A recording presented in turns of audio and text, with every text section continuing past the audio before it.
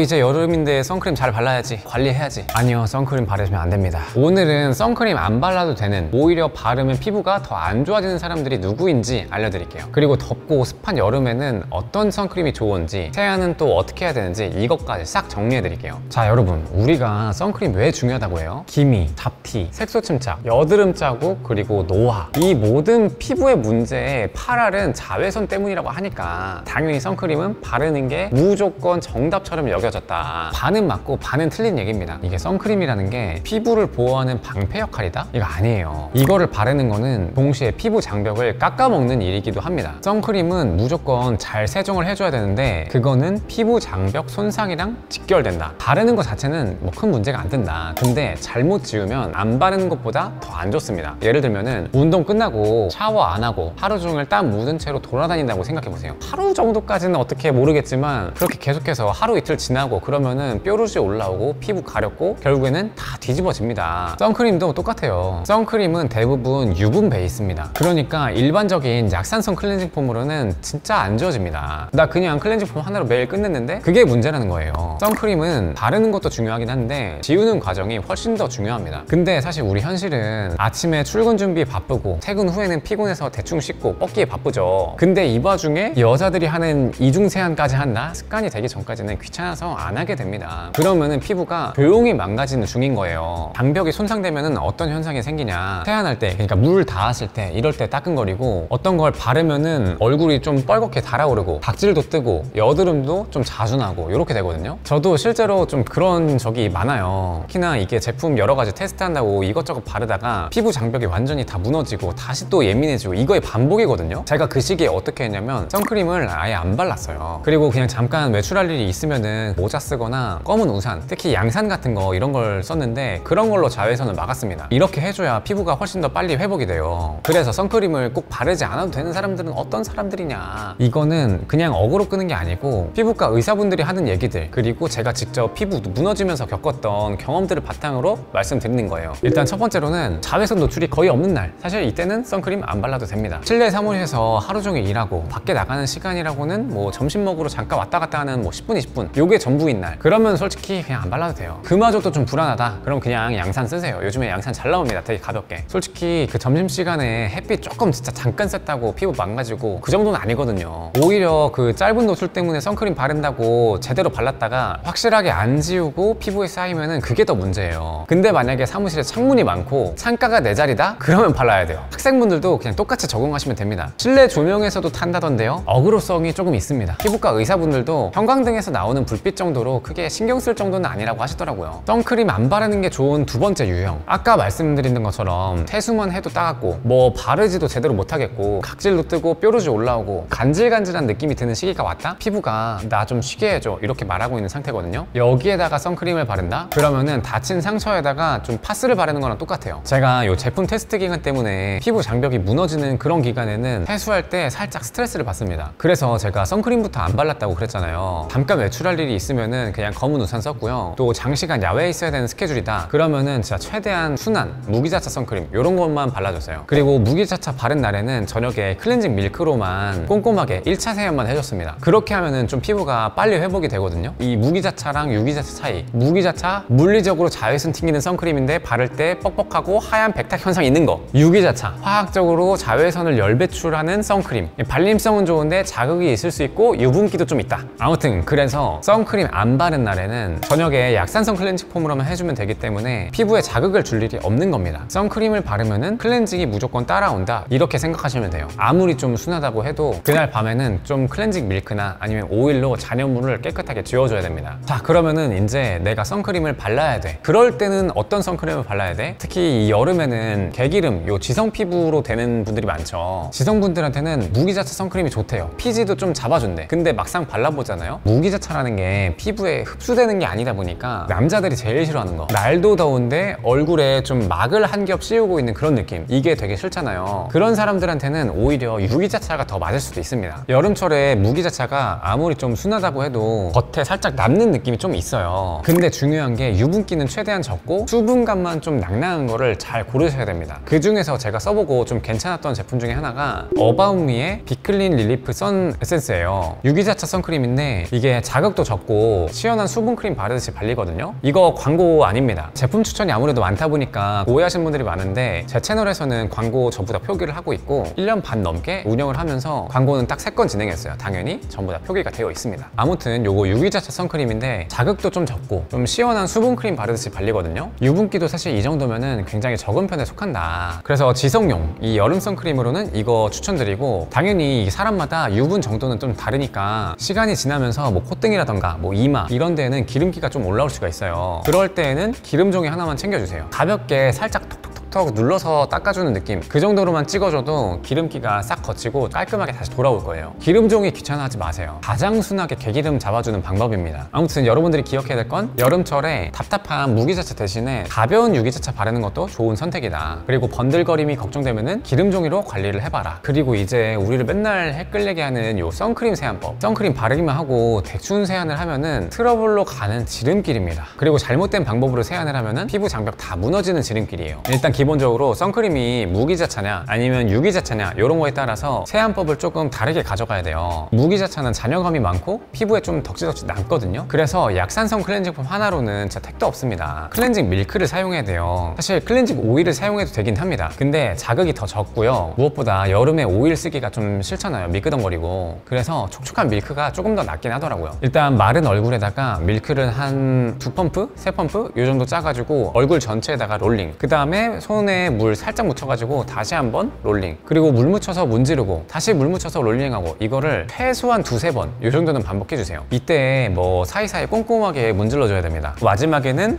미지근한 물로 깨끗하게 헹궈주기. 그리고 나서 약산성 클렌징 폼으로는 피부 겉에 살짝 스치는 느낌으로 2차 세안을 해주시면 됩니다. 피부 예민도에 따라서 약산성 2차 세안 요거는 생략하셔도 돼요. 만약에 뭐 무기자차를 매일 바른다 이러면은 일주일에 한 번 정도는 클렌징 오일을 써주는 게 좋아요. 아무래도 밀크보다는 잔여물 제거력이 조금 더 좋긴 하거든요. 그래서 가끔 한 번씩은 깔끔하게 싹 지워주는 작업도 필요하다. 대신에 아까 밀크 같은 경우에는 밀크를 쓰고 나서 약산성 클렌징 폼이 선택이었잖아요. 하면 좋긴 하지만 오일을 썼을 경우에는 2차 세안으로 약산성 클렌징 폼을 무조건 해야 된다고 봅니다. 왜냐면 요 오일 잔여물을 지우는 느낌으로. 그러면은 뭐 유기자차라던가 아니면 뭐 이지워시 선크림 이런 것도 있는데, 이런 건 어떻게 하냐, 약 알칼리 클렌징 폼 아니면 클렌징 밀크로 1차 세안만 해도 충분합니다. 근데 만약에 진짜 귀찮다 그럴 때는 약산성 클렌징 폼만으로도 뭐 유기자차나 이지워시 제품은 사실 거의 다 지워져요. 근데 어디까지나 이건 좀 귀찮을 때 하고, 가능하면은 밀크로 한 번은 닦아주는 게 조금 더 확실하기는 해요. 그러니까 여기서 정리를 하면은 무기자차를 발랐다, 1차 세안은 밀크, 그리고 2차로는 약산성 클렌징 폼 약하게 해주기, 그리고 주 1회는 밀크 대신에 오일로도 딥클렌징을 해준다. 그리고 유기자차를 발랐다 아니면 이지워시 발랐다, 밀크나 아니면 약산성 클렌징 폼으로 1차만. 오늘부로 선크림 막 바르지 마시고 좀 제대로 바르셨으면 좋겠고요. 여름에 쓰기 좋은 스킨 로션은 지금 띄워드린 이 영상 클릭하시면 제가 이어서 알려드릴게요.